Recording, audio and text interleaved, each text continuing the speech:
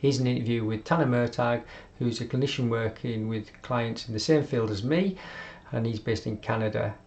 It's really interesting to see the perspectives and the approaches of other people working in this area, and I hope you enjoy what he has to say and you learn a little bit more.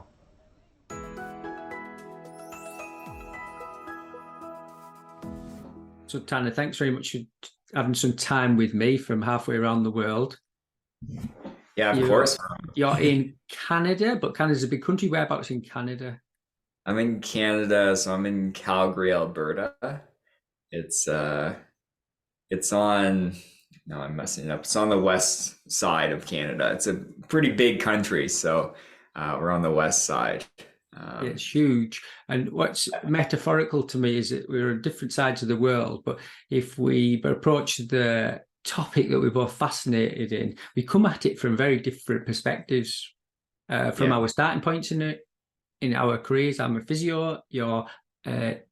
Is your qualification a psychotherapist, or how would you Yeah, frame what you do? I'm like a master's level social worker is like my registration, but I'm practicing in therapy or counseling with people. Yeah. Yeah. So your entry point to this view would be kind of social difficulty, social pain, helping people cope with situations from not primarily a physical basis. There will be physical components involved in that. Where mine, I suppose, was it's a physical situation that might have had social components, and the fascination with helping or being involved in people's care is that quite often there's a lot of people we historically haven't been able to help. Yeah. Yeah. I as we were kind of saying before we got on this call, it's a meshing of worlds. I find the way we're working together, right? Where we're both working from different areas, but in more of this kind of mind body realm with things, Yeah. which is which is wonderful. I think there can be so much healing. And what was your introduction to the field of persistent pain? What was your introduction professionally? Yeah, so I had chronic pain probably almost a decade ago. So it was a long time ago. It just developed slowly. At the time, I was training for, actually, with my friend, we were training for our first triathlon. That's what we had kind of challenged each other. So we were pushing each other to do that. And I remember after like a pretty long run, I started to develop some knee pain. And that was kind of one of the first times I had had like a persistent injury or pain that was taking place. And then I did what a lot of people do, where I did go to physio. I went to chiropractors. I iced it. I rested it. I kind of did all of that. And over time for myself, I was in chronic pain for probably just under 4 years, and it just kind of spread. Um, and we see this a lot with chronic pain. It's much more common than people think, because it just spread over time. Eventually, it was both knees, and for myself, the next one was both shoulders, and then it was my back and my hips. And so it became this kind of really rampant issue quite quickly for me. Probably over the course of about a year and a half, it had spread all over my body. And yeah, I think I was training at the time. I think I was in my undergrad when this had started to develop. So it's interesting looking back because, I come from a psychological kind of background professionally, but it never crossed my mind, hey, maybe this is more of an emotional thing going on. I don't know how it took us so long. And my partner, she's also a social worker that works at our clinic. And it never crossed either of our minds early on that maybe this was emotionally triggered, because that's what I typically thought about pain. It was a physical thing, and that's what was going on. And looking back, there was like these big stressors going on in my life at the time, when the pain started to progress. And I think, like a lot of people, I just became obsessed with it. I can tend to be an obsessive kind of personality, and I just became obsessed with it. I was doing everything. I was stretching. I was going to so many professionals, getting scans done. And yeah, really not much was being found that could explain everything that was going on. I know for myself, like a lot of doctors were kind of stating to me like, hey, this is fibromyalgia. Like this is what's going on for you. And it's a scary thing because I empathize with probably a lot of people listening, because what I was being told, I remember one doctor just told me, like, this is it. Like this is what you're going to be like the rest of your life. And you better learn to manage it. And so it was a pretty hopeless message that I was being given.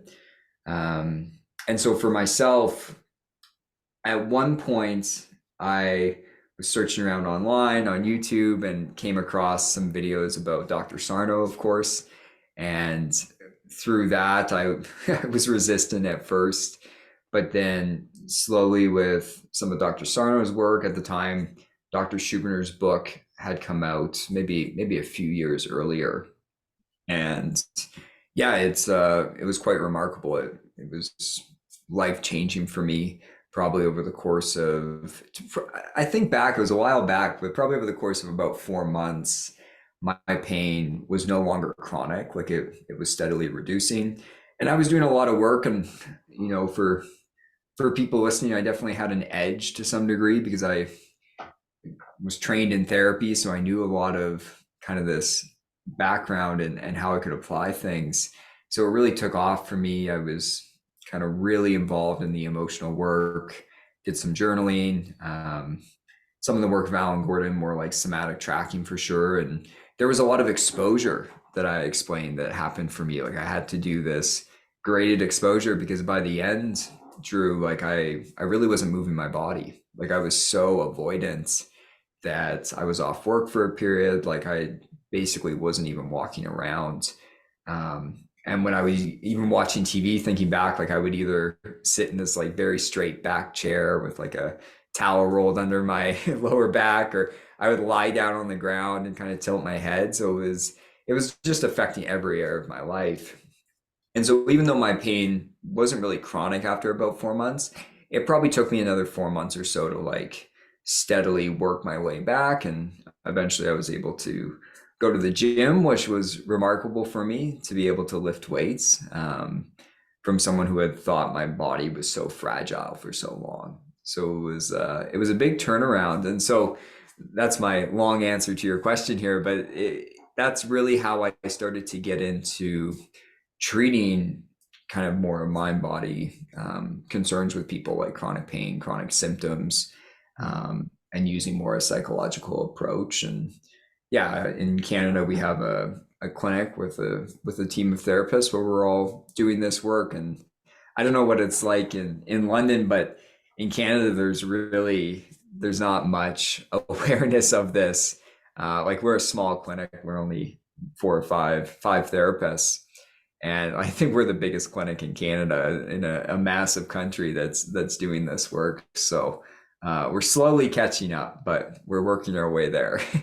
I think if you take a proportion of any population, an average population, if you presented these ideas to 100 people in Russia, in England, in Canada, in America, in South America, 100 people, just a random population, maybe might be different in Eastern cultures, potentially, I'm not sure. Yeah. But there'd be a large proportion of disbelief. Yes, very much so. It's interesting that, you know, it's through your own experience rather than your training. Yeah.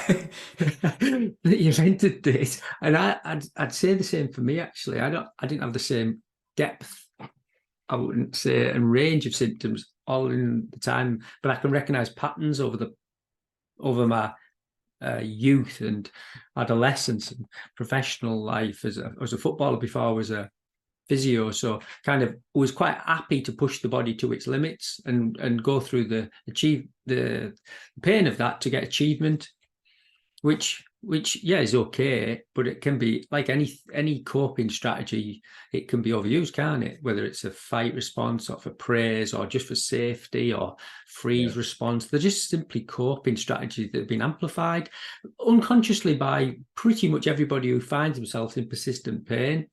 Yeah. Yeah. No, I agree. I agree. Yeah. It's, sorry, go ahead. I was just going to say that, and the blindness to it, which is lovely because it means there's no blame. Yeah. Low, but there is no blame. It's a waste of time, isn't it? But as a professional, trained like you were and I have been in our own paradigms, if you like, it's almost a shock to the system to think, oh my word, I've known all this stuff, really missed this. I've known all this stuff and missed this. Yeah. And once you kind of are open to the idea that it's a two-way feed into pain, at least two-way feed with many other facets, you can almost, all right, I can use this skill set with this now. And you've just said that, Drew, I had skills as a social worker and I knew how to, you'll have known lots of calming mechanisms, the theory of it applied to social work and all the cases you had experienced in. And you simply had to rinse and repeat now in this situation that had you at the center of it. Yeah.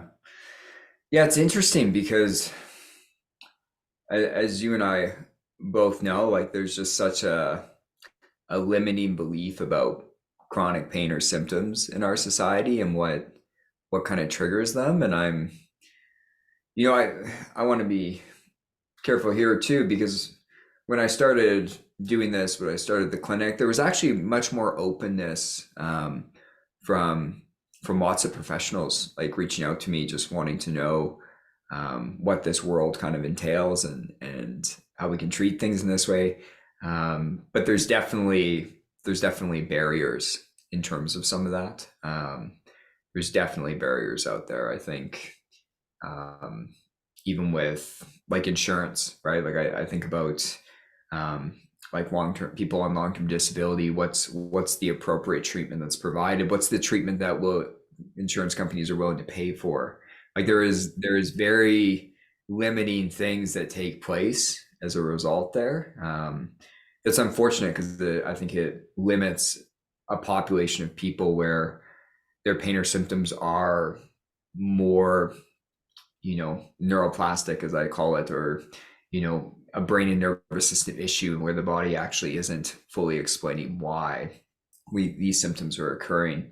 And so there's limiting beliefs. And I've even heard, it pains me to say this, but I've heard other therapists or counselors be telling people that this approach won't work for them, right? Like this is not.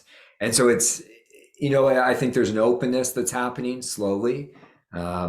But yeah, there is definite barriers that I think we face in making this approach more widely used. And I think about in Canada as we have universal healthcare, like becoming part of how we treat people, like as part of the treatment that's kind of included. What about your recovery as you lead into how you help people? Did you work one-on-one with anyone, or did you simply kind of piece the pieces of jigsaw together yourself? Yeah, I was actually thinking about this the other day because in my mind I was like, why did I work with someone one-on-one? Like, why did I reach out to anyone? I think I can be a bit stubborn, and so I did do it all by myself. When I look, obviously with lots of the research and books and different techniques that have been provided out there, and the internet's a great resource for people. But when I think back, I was like, oh, this probably could have been sped up if I just like not been so stubborn that I needed to put this all together myself and actually reached out to someone. So I did get there over time. I was at the time, I'm always clear with people. At first, when I was recovering, I was still doing some physio, and I had a great physio that knew, like she was clear with me. Like I think I saw her for a year, and I think after about 6 or 7 months, she sat me down and she was like, like there's nothing wrong with your body. Like this isn't a physical issue that you're facing. So some of that was very helpful, but she she didn't have much more knowledge outside of that in terms of this area. Um, and yeah, like I think so. Like I was doing physio at first, and getting kind of these reassuring messages, which was very helpful. Like she wasn't someone that was inducing fear for myself, which was useful. And then I was doing therapy at points, but it wasn't really focused on chronic pain or symptoms. So it was interesting because I was doing these professions, but they were kind of, segregated, like they were separated, Yes. Yeah. and they weren't fully addressing the issue. But by all means, both those professions and the people I was seeing definitely supported me in recovering, when I kind of came to the knowledge and started utilizing it.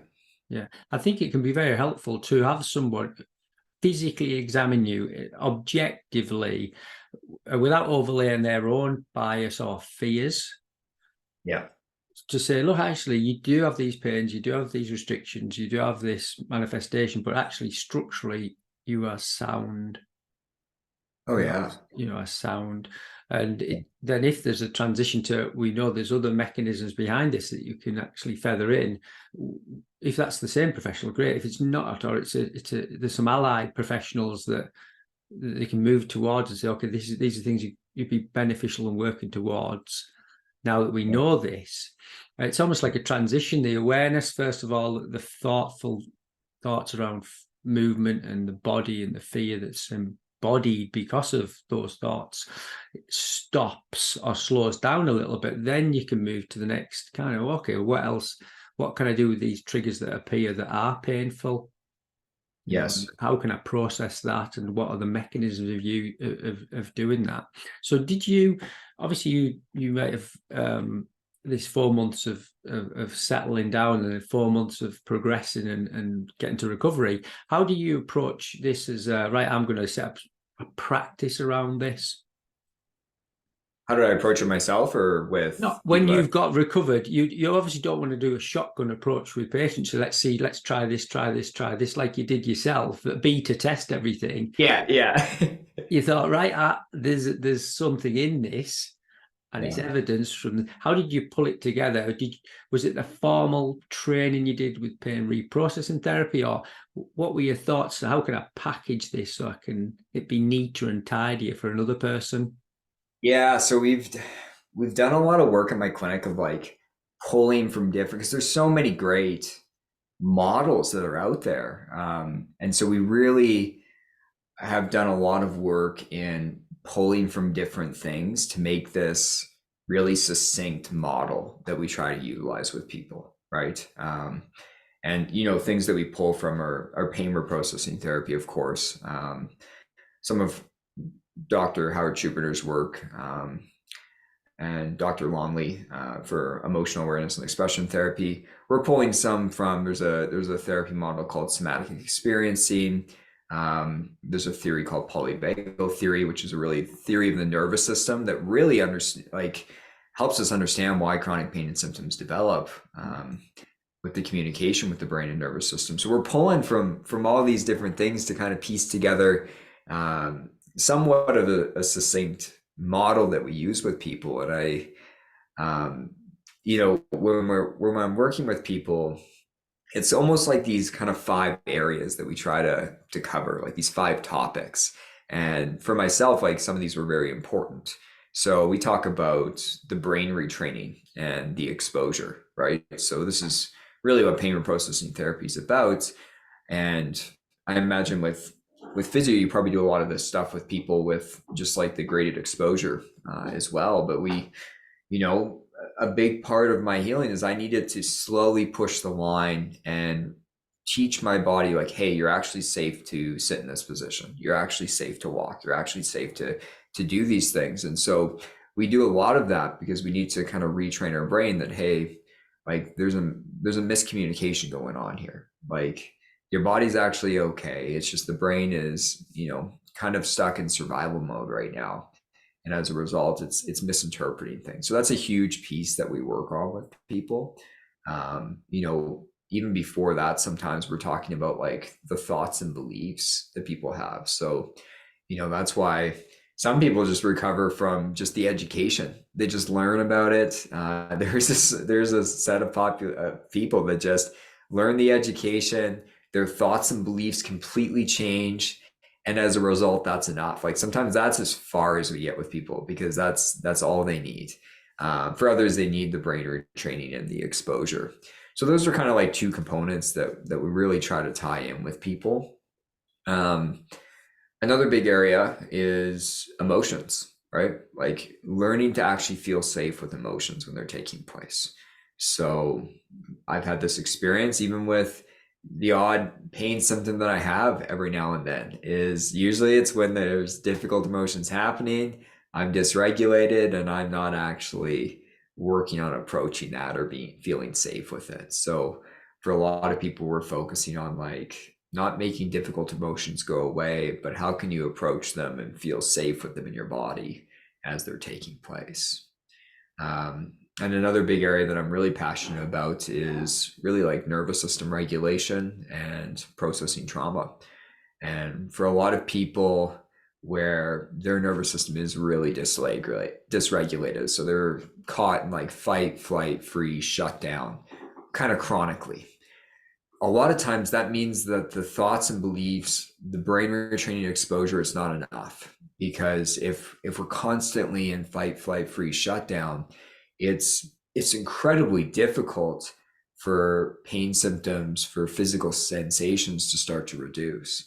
And so for a lot of people that come to see us, like we don't see a lot of people where just the education and thoughts and beliefs works because they just read the book and they're good to go.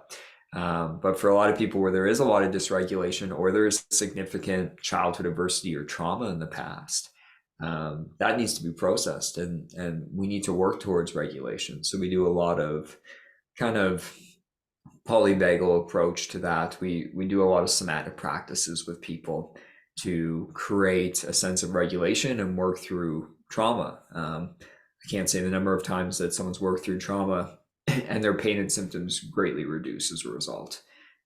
So it's a big thing that we focus on. And the last area we focus on, Drew, is increasing like social safety, which in my opinion, is not talked about enough, to be honest, in this realm. Because you think about social safety, like if people are in abusive relationships, they don't feel safe in their home, or they're facing like incredible discrimination in their community or in society as a whole, like it's really hard for that pain or symptom to reduce because, as Alan Gordon talks about, pain's a danger signal, right? And like if we just feel in danger in our larger world, it's really hard for that to start to reduce. So that's trickier stuff that we work on with people, but it is starting to create relationships, create a community that they can be a part of where they actually feel safe and feel connected and comfortable with people. So that's kind of my answer to that, like the different areas that we kind of pull on when we're working with people. And again, it's kind of individualized as I'm sure with the people that you work with, right? Of what they need of kind of those 5 components. But I find they're 5 components that are really important for sure for a lot of people. Yeah. And so lots of people come to you with, Tanner, I understand this intellectually, help me apply it. Yeah. They're already read the book. I've read 100 books, Tanner, 100 books, but I can't, so they've already got the intellect. Some people might come without any understanding of their own body, almost disassociated from it. So you're picking them up where they need, I suppose, when they're entering their kind of point of inquiry, aren't you? Yeah. Yeah, it really depends. As you've probably seen, yeah. Yeah. Can I ask you a question about, let's say the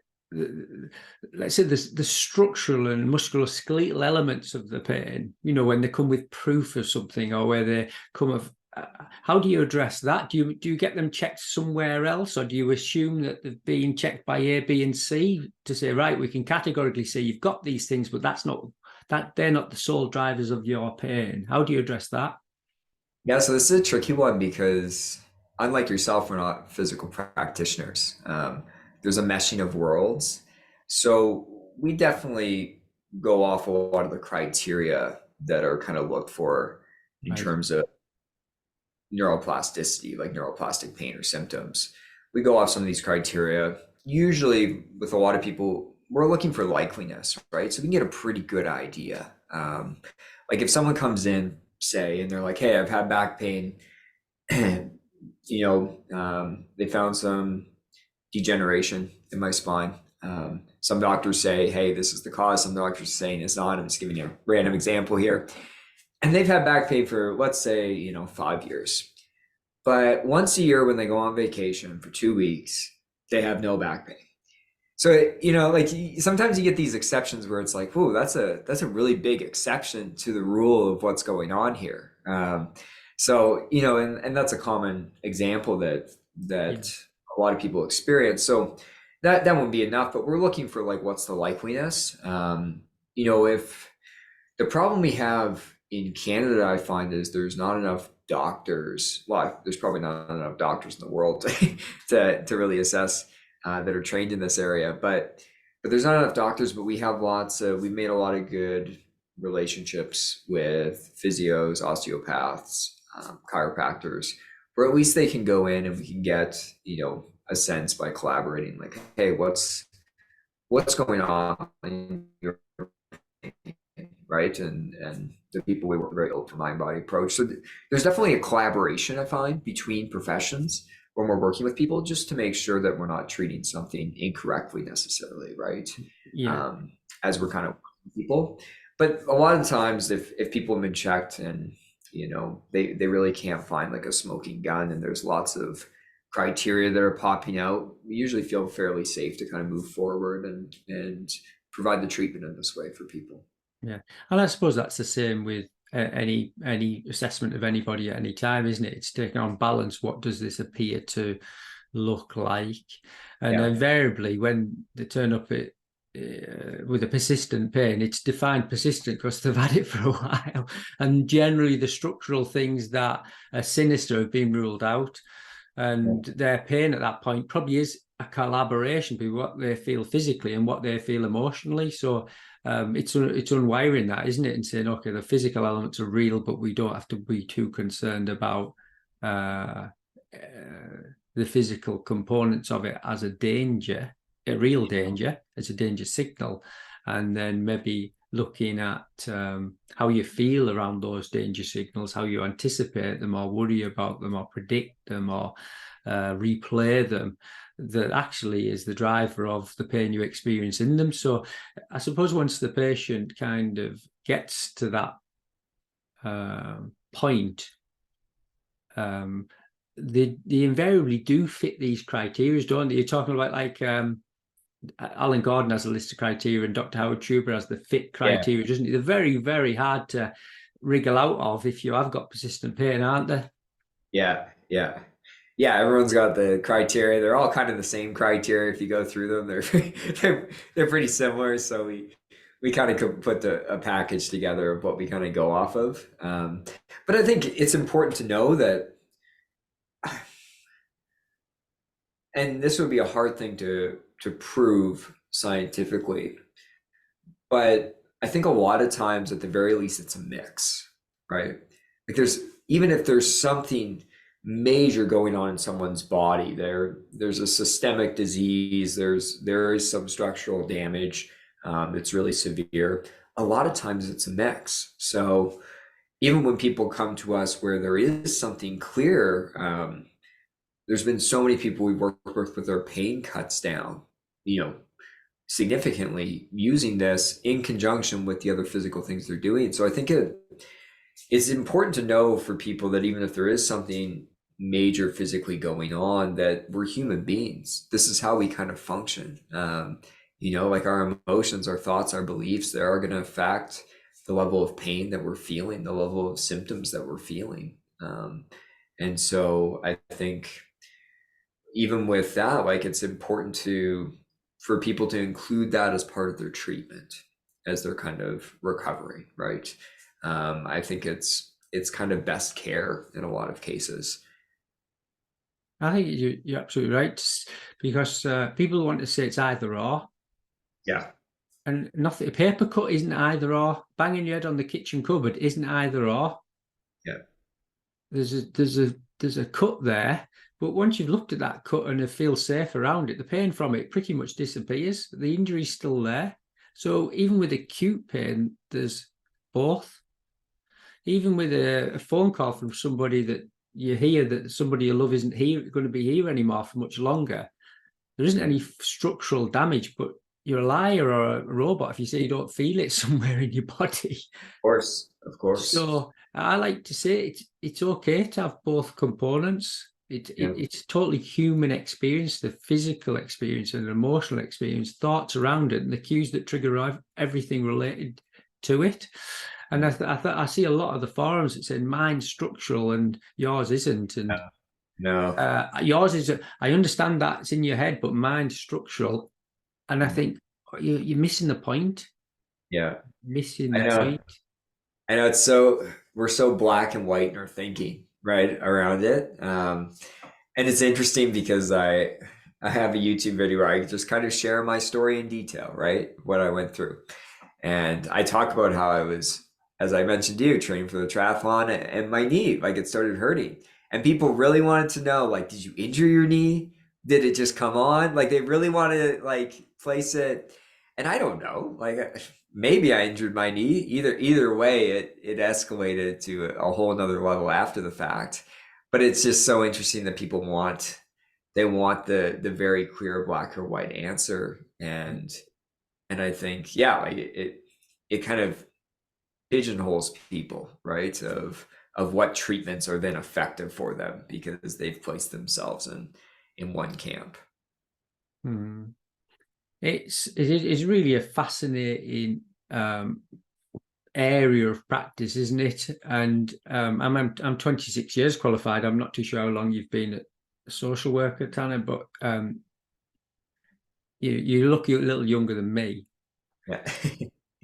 But it's almost opens up another realm, doesn't it? Where you think it's a paradigm shift, as we hear a lot, that not everybody's open to the idea of. But those that are open to it, clinicians and patients alike, there's an opportunity there that I didn't realize existed for 20 years of my career.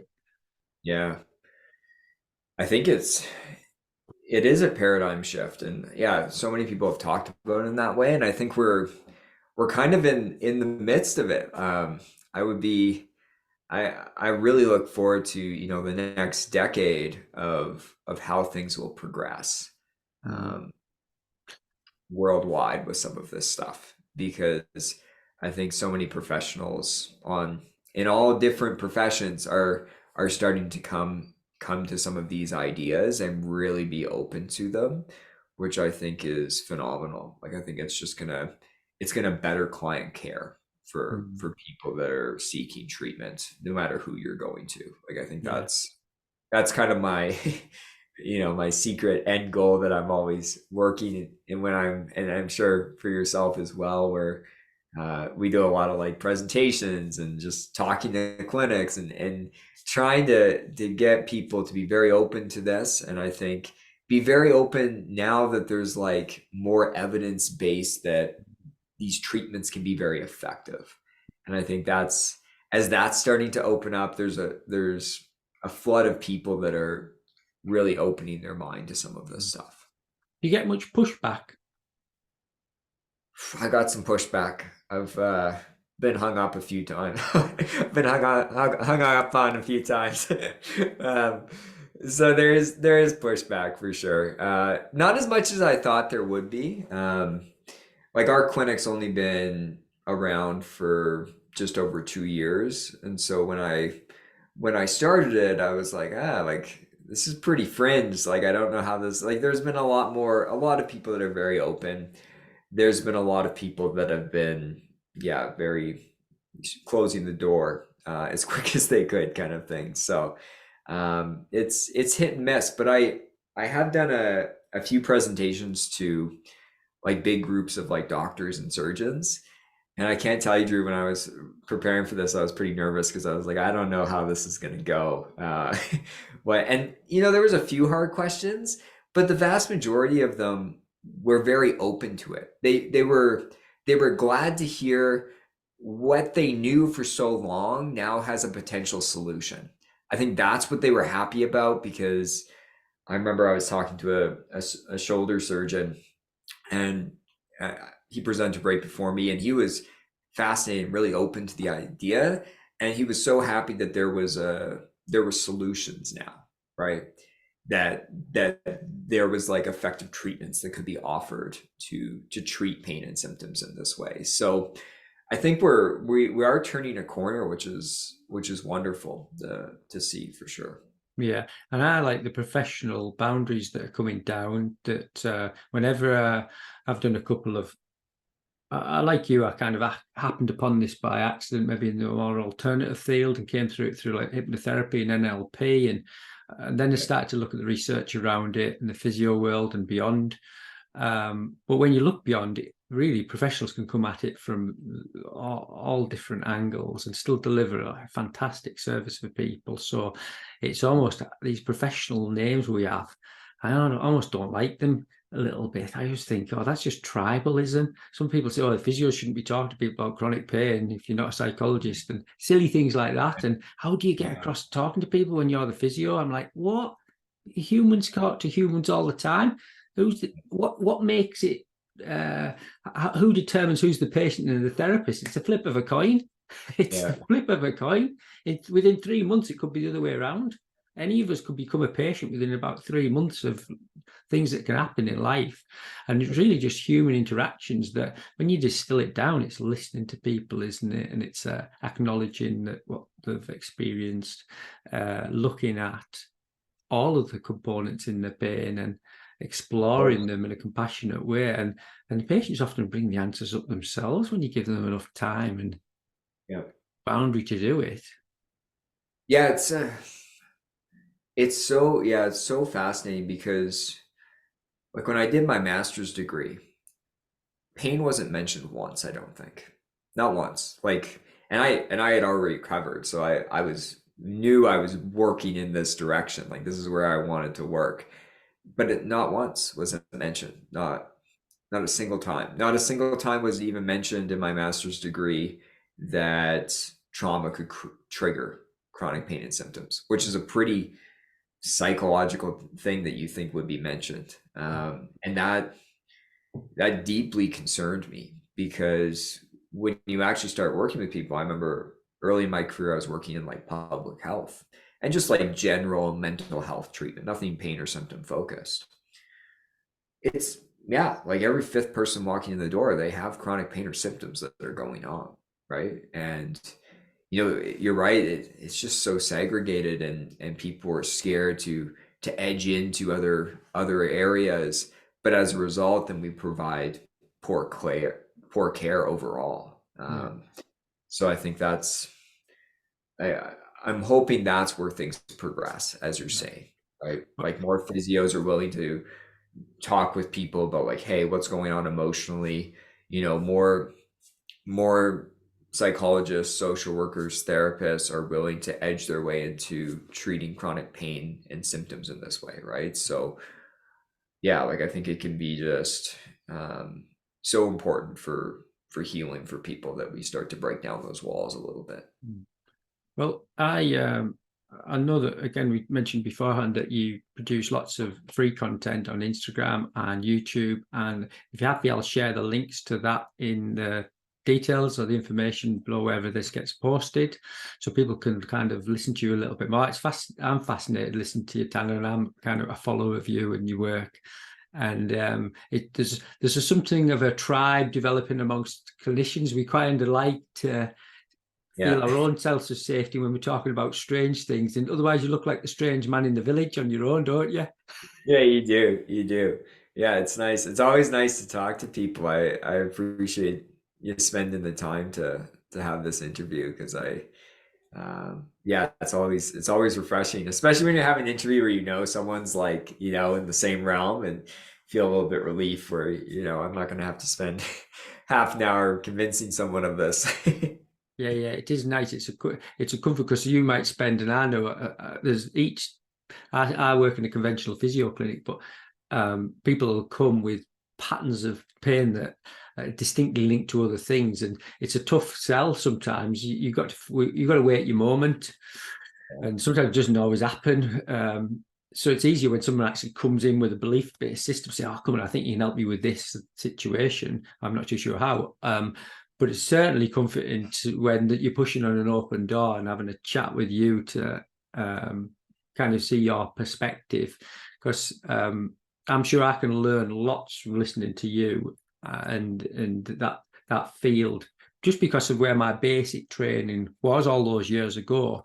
And the edges get softened to that, don't they? So you can use psychological techniques that